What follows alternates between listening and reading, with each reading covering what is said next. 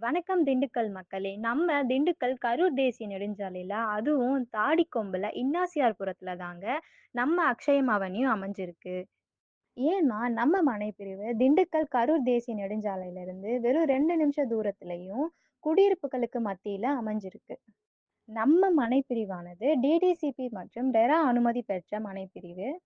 மனைப்பிரிவின் சிறப்பம்சம் என்னன்னா, 33 அடி அகலமான தார் சாலை வசதி, சோலார் தெருவிளக்கு, கழிவுநீர் வாய்க்கால் மற்றும் குறைந்த அடியில நிலத்தடி நீரும் கிடைக்குது.